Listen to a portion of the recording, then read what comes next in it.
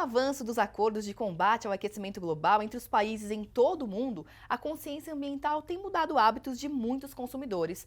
Quantas pessoas em supermercados não procuram especificações nas embalagens para saber se o que ela está comprando é saudável, por exemplo? E para garantir que os consumidores possam fazer escolhas conscientes e com segurança, a União Europeia aprovou um conjunto de regras para garantir que as etiquetas dos produtos tidos como ecológicos ou naturais correspondam realmente à realidade. O objetivo dessa proposta é reforçar o combate ao greenwashing. E sobre esse assunto eu converso agora com a Silvia Facchirani, que é CEO da Think Brasil, Diplomacia e Corporativa. Seja muito bem-vinda, Silvia. Obrigada, muito obrigada pelo convite. Obrigada a você por ter aceito e ainda ter conseguido vir aqui pessoalmente no nosso estúdio. Isso é muito bacana, te agradeço mais uma vez. E vamos aí então para a nossa primeira pergunta, né? A União Europeia ela vem aprovando diversas medidas com relação à preservação ambiental, como é o caso do Green Deal, que inclusive tem diversos pontos aí controversos, né? Que muitos discordam e tudo mais. Mas nesse caso agora, com esse conjunto de medidas de combate à prática do greenwashing, que induz o consumidor ao erro, há também esse problema ou nesse caso eles realmente acertaram? Olha, eu acho que a gente vai ver ainda como é que isso vai evoluir. Foi aprovado o primeiro texto em março de 22, mas só agora em março de 23 é que a gente teve realmente o texto final aprovado para que os Estados-membros comecem a divulgar isso e trabalhar nessa conscientização e no enforcement, que eles chamam, que é a garantia de que essas medidas sejam cumpridas. Diferente do Green Deal, que é um grande pacote, esse olha para a comunicação, ele chama de Green Claims Directive, então ele olha para como que o consumidor está sendo informado daquilo que ele está comprando. Entendi. E aí, falando sobre isso, o que as empresas vão precisar fazer para realmente comprovar e deixar isso claro para o consumidor que aquela informação que ele lê no rótulo é realmente confiável? A União Europeia fez um scanner dentro de todos os selos de certificação de energia e de sustentabilidade dentro do bloco e encontrou 230 selos de sustentabilidade e 100 selos de energia que não tinham informações substanciais sobre aquela informação. Então, um selo eco ou um selo bio alguma coisa ou carbono neutro, não existiam informações suficientes dentro daquela certificação ou dentro daquele produtor que dissesse que aquilo realmente era carbono neutro ou que era eco ou que era bio. Então, o que eles disseram é, essas informações estão vazias, a gente vai criar um novo selo que é o EU Eco Label.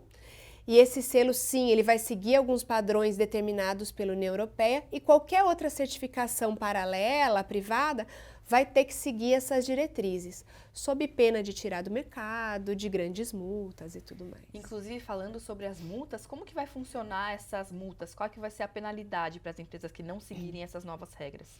A União Europeia estabeleceu diretivas máximas para esse estabelecimento de multa. Cada país vai cuidar do seu enforcement, da sua fiscalização e da entrada em vigor e também das suas multas, mas a União Europeia estabeleceu que essas multas não podem superar 4% da receita da empresa.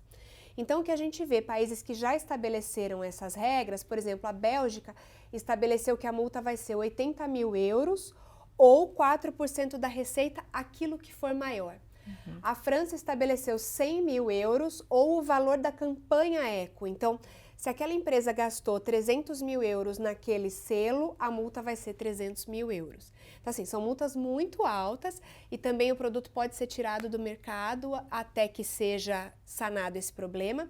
E também existem sanções sobre acesso a recursos públicos. Então, a empresa que for pega numa contravenção nesse Green Claims, ela vai ter 12 meses de penalidade, não poderá obter nenhum recurso público, financiamento ou participar de alguma concorrência pública, vender para o Estado, por exemplo, então tem várias penalidades. Sim, agora uma coisa que me chamou a atenção, que eu queria que você falasse rapidamente, é que os produtos tidos como carbono neutro não vão poder basear isso apenas na compra de créditos do mercado de carbono.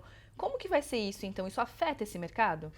Os estados ainda vão estabelecer as regras para isso, mas o importante é lembrar que é uma regra de comunicação.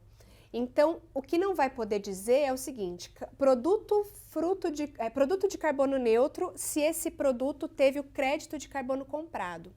O que a gente acredita é que vai ter que dizer produto com carbono neutralizado através da compra de créditos.